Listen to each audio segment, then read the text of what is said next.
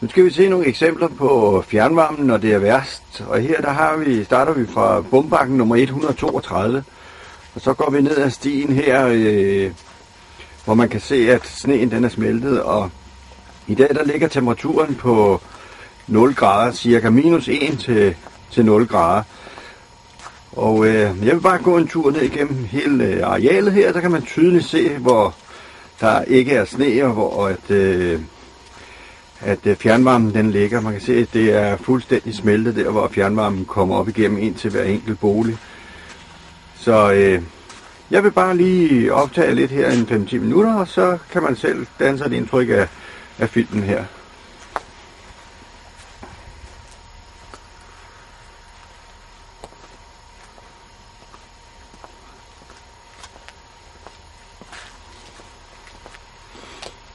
Man ser meget, meget tydeligt her, hvor stikkene går ind til hver enkelt hus. Og der bor simpelthen ikke engang nogen inde i det hus her. Det er nummer 128, vi er ude for nu her. Der bor ikke et øje herinde. Sørgeligt nok, men måske er det på grund af de høje fjernvarmepriser her. Det ved man aldrig. Så det er rigtig, rigtig stort energifrås, der ligger her i det her. Man kan se her lige så tydeligt, hvor hele fjernvarmeledningen den ligger. På tværs ned over stien her. Der er visse arealer her, hvor hele stien fuldstændig er fri. Og det er simpelthen fordi, at fjernvarmen er så dårligt isoleret, så det suser lige op igennem. Så der går mange kubikmeter gas tabt her. Det er nok en af de største synder, det er nok fjernvarmen, selvom at Svend Auken dengang sagde, at det skulle være så utrolig effektivt. Det kan godt være, at forbrændingen i gaskedlerne den er helt optimal, men det kan jo ikke hjælpe noget, når det så bare går tabt ude i vejnettet. Du kan se her, der går den ene over græsset og hele vejen hen her. Det er skide godt det her for dig, du har fjernvarme, der ligger der. Ja, det er nemt, ikke? Ja, så skal du ikke skovle sne. Hold kæft, hvor går der meget spildt, mand. Det er fuldstændig vildt. Hele jeres sti her, den er jo fuldstændig blank. Det er den ikke helt altid. Nej, det ved jeg godt, men nu er den i hvert fald i dag her, der er den da fuldstændig vild. Ja. Ikke? Og det ligger altså kun lige omkring fryspunkt, ikke? Ja. Hvad så, når det bliver koldt? Så bliver det rigtig koldt. For helvede. Men det reelt kan jo springe.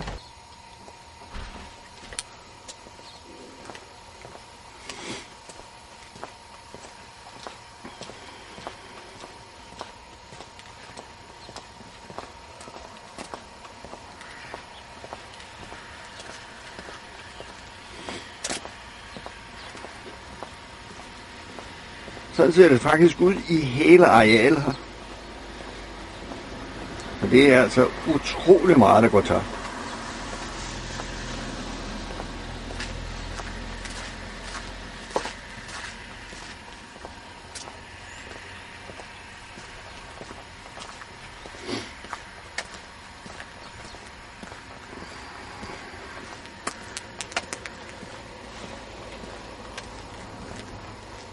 Man kigger nedad her, ned ad vejen til hele vejen her, der kan man se alle stikkene hele vejen ind igennem. Ind til hver enkelt hus. Utroligt.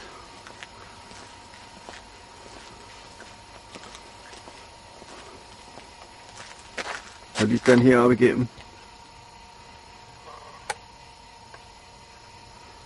Der kan man se, der ligger selve ledningen, den ligger herude i græsset. Hele vejen op. Så går stikledningen ind til venstre. Det er nu meget smart, hvis der skulle ske nogle ting med det. Så kan man altid følge det.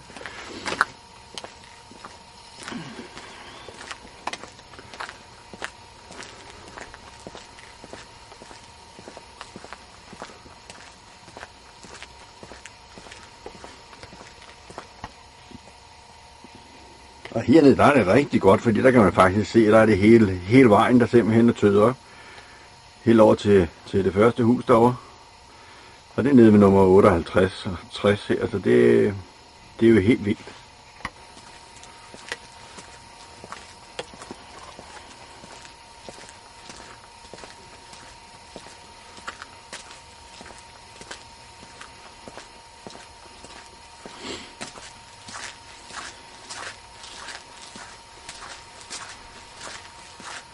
Her der er det ikke så nemt at følge, hvor den ligger, fordi der ligger den meget langt nede i jorden her, fordi der er meget langt ned til husene her.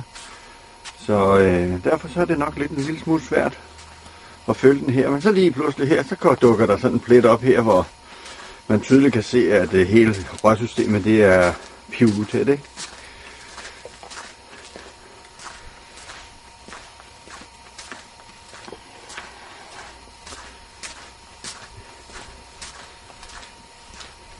Så kommer vi op på parkeringspladsen her, hvor man lige så tydeligt kan se, at der er overhovedet slet ikke nogen fjernvarmeledninger, der går herude i vejnettet, fordi så havde sneen simpelthen været væk.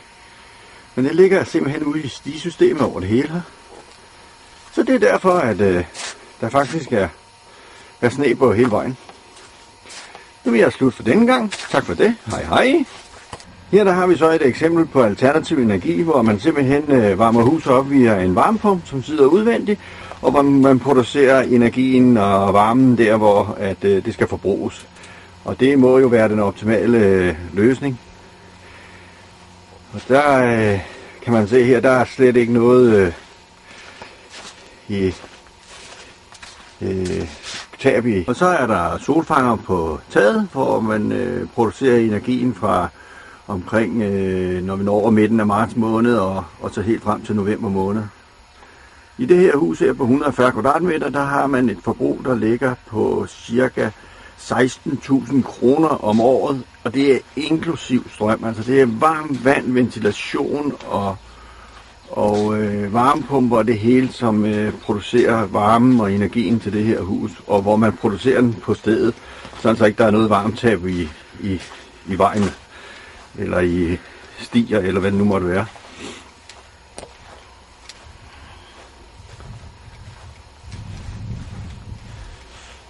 Så selve energiforbruget i sådan et hus her, det ligger på ca. 9.000 kroner om året til varme og varmt vand. Så det er utroligt billigt og lækkert.